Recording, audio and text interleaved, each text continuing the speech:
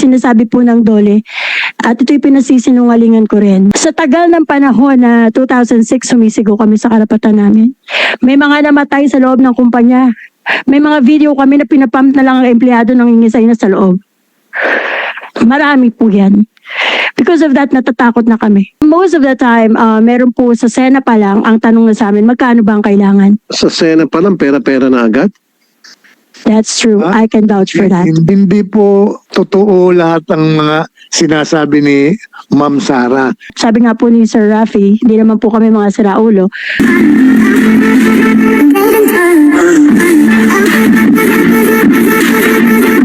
Okay.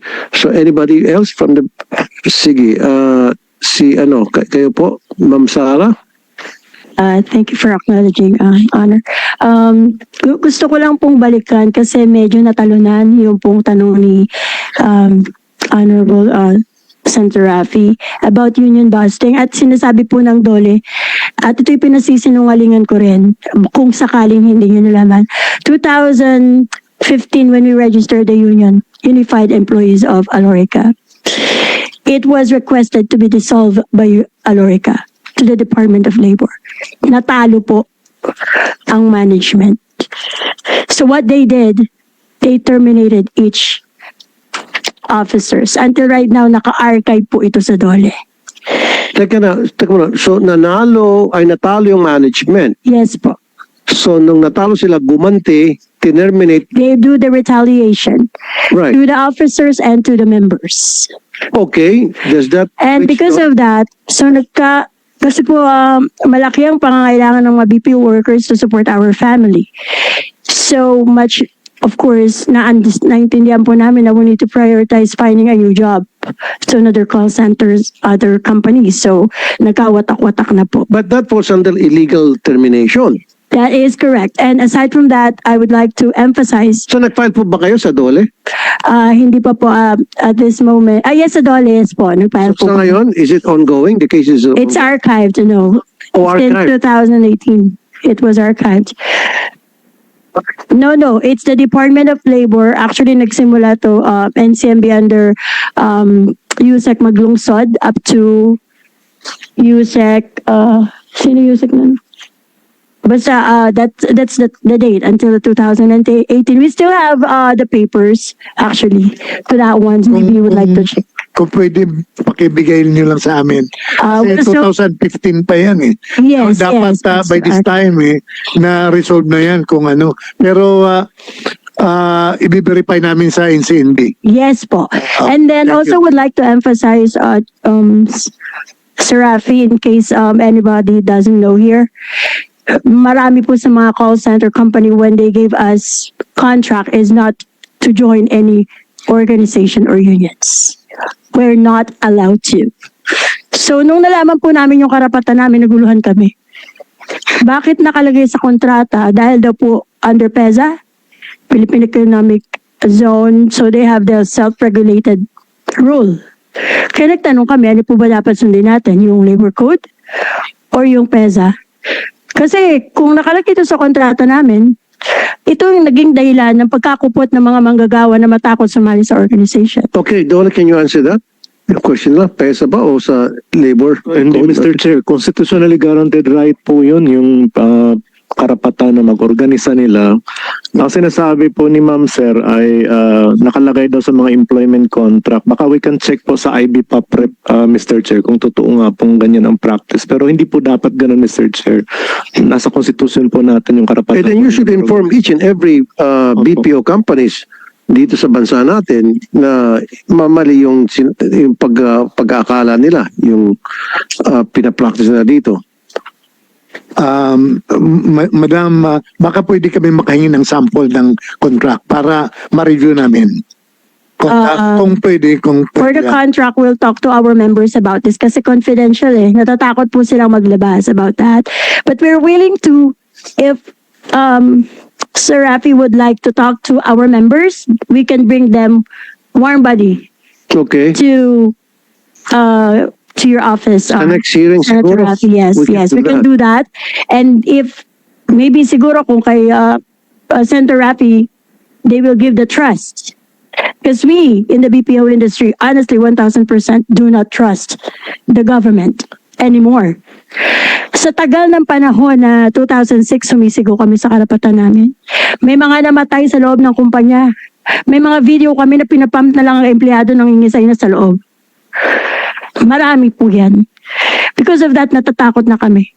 Kaya we are really finding trusty people na talaga mapagkakatiwalaan namin because retaliation are very rampant inside. Hanapan ka lang. Every time na kayo po'y nagpa-file ng complaint o lumalapit sa DOLE or any agency, government agency for that matter, hindi nabibigyan ng aksyon yung inyong reklamo, hindi pinapansin, or kuminsan pinapansin man, pero after that nag-retaliate yung company at Yes kayo. po. And the DOLE is not doing anything about it? Yes po. Kasi most of the time, meron po sa Sena pa lang, ang tanong na sa amin, magkano ba ang kailangan?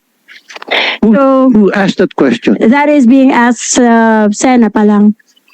Kapag nagpa-file kami ng kaso, do you have numbers in mind? So naisip ko, kaya pala ang daming folder dito sa Sena, no? Ang daming kasong nakafile. Kasi binibili na ang karapatan ngayon at hindi na Teka naililista. muna, sa Sena pa lang, pera-pera na agad? That's true. I can vouch for that. Hindi naman po, wala kasi dito ang NCNB at saka ano. Pero hindi po totoo lahat ng mga sinasabi ni Ma'am Sara. Kasi yung SINA, yung single entry approach, doon pa lang bago mag-ripen ng ang kaso sa NLRC o sa inaariglo muna yan. Ibig sabihin ng isinisettle muna as part of the judicial process. Hindi yan inadapt yan ng SINA para mapag-usapan kung kung hindi naman masisettle, ipinapasa yan sa proper authority like in LRC or in CNB. Pero sir, hindi pwede yung pag-upo pa lang agad, magkano gusto mo, magkano Hindi kailangan. naman po. Hindi, dapat may mediation, may pag-uusap muna, and then Oo. sa process ng pag-uusap, yun, madetermine kung magkano talaga dapat ang pwedeng maibigay doon sa employee na nagreklamo. Actually, Mr. Magkano benefits na dapat makuha niya. Pinag-uusapan niya. Huwag yung outright forthwith na Hindi naman po. binit. Hindi Parang naman insulto po yun, sir. Po. Insulto yun. Opo, insulto po yun. Actually, hindi naman po yun ganun ang pag-upo kaagad. Magkano ba? Hindi ganun. Pinag-uusapan as part of the process po yun. Correct. Dinidetermine muna kung Determine muna. Tama po yung kung sabi magkano ninyo. benefits, Oo. yung Yung kailangan, po muna ang sinasabi. magkano yung kulang. Oo. So, sinusukat mo na yan at meron pagbabasihan yung amount na at the end of the day, mapag-usapan na para maibigay doon sa complainant. Yes. Hindi yung pag-upo, right there and then, how much do you need? Hindi naman po ganun hindi naman po ganun ang otherwise hindi lang BPO ang sinisina eh. Lahat po ng mga kaso tungkol sa NLRC at saka NCM. At kung kayo ang BPO lang ang sinasabihan na magkano kaagad, hindi po yun.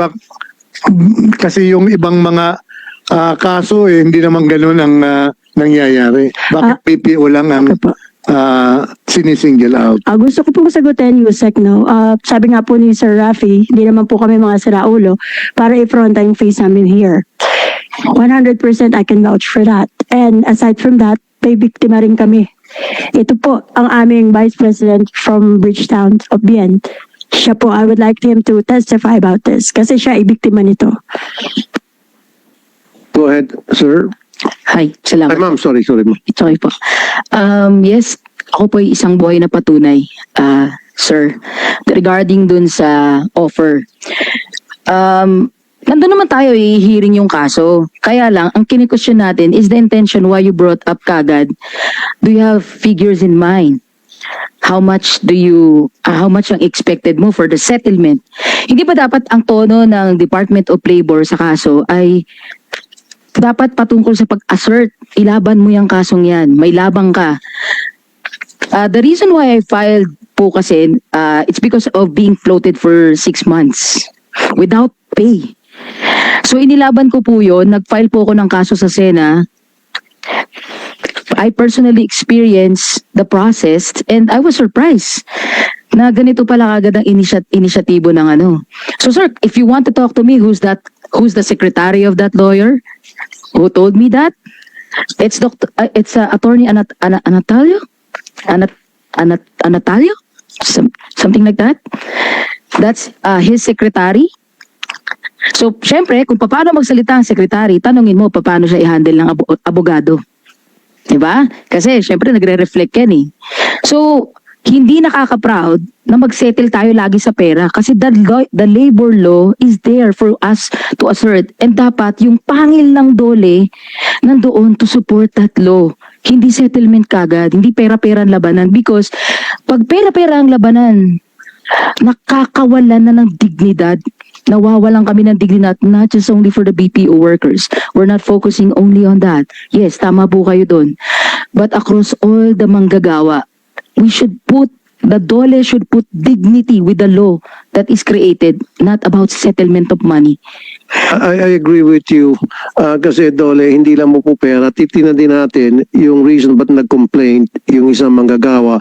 And so, meron pagkakamali yung employer. So, kung ano yung pagkakamali ng employer, titignan nyo para pagdating ng panahon, hindi na maulit yung pagkakamaling yon para makagawa kayo ng polisiya to ensure na it will not be repeated anymore, not only from that employer na being complained, but also sa iba pang mga employers. Yun eh.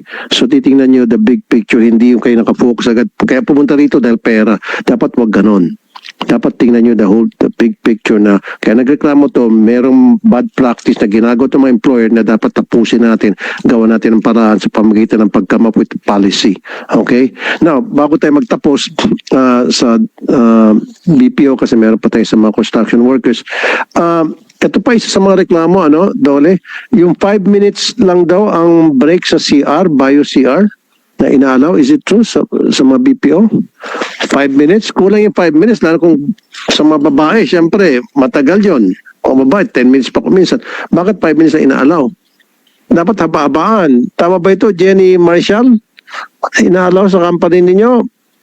5 minutes lang na bio break? Paano kung...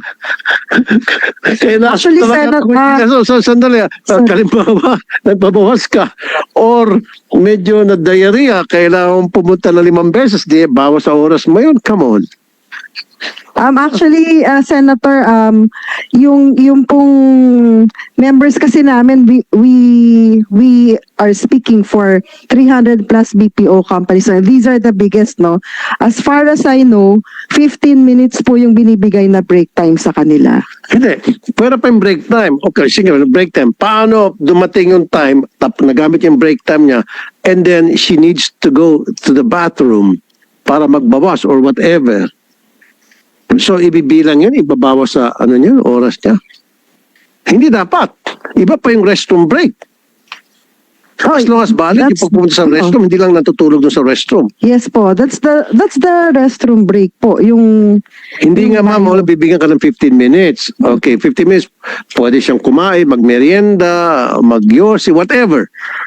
Pero after that, biglang call of nature, kailangan niyang sagutin, o mag-CR siya, o magbawas siya. Dapat he or she be allowed to bakit take time. po, Senator, kasi baka one-off lang yung experience niyang yon. Kasi as far as I know, hindi naman ganun ka-strict, no? Na as in 5 minutes or even less. Well, isa sa mga complaint. Now, another thing is yung sa, Dole, tingnan nyo yung illegal dismissal na very rampant daw nangyari sa mga BPO companies. Na, halimbawa, nag-file ng sick leave yung isang worker and then pagbalik ng worker, terminated na samantalang legit pa naman, meron pa siyang natitirang sick leave days. So, kumbaga power tripping lang ng supervisor hindi gusto ng supervisor, yung taong nag-file ng sick leave, pinag-initan niya matagal na, tanggal ka na, gagawa niya ng para na matanggal. So, dapat meron kayong monitoring, kaya sabi ko, you should have a unit dedicated for monitoring these BPO companies para masiguro na napoproteksyon na natin yung kapakanan natin mga BPO workers. Like I said, paulit-ulit for the end time. Malaking ambag nila sa ekonomiya natin Pilipinas na ayoko naman na hindi sila mapapangalagaan, sila yung nagbibigay ng maayos na kontribusyon sa bansa natin in terms of money. Merong gusto sabihin si... Yes, Mr. Chair, tanungin ko na rin lang, no? I'll take advantage. Given the stressful nature of the BPO workers, how can yung companies strengthen mental health programs under the mandated occupational health framework?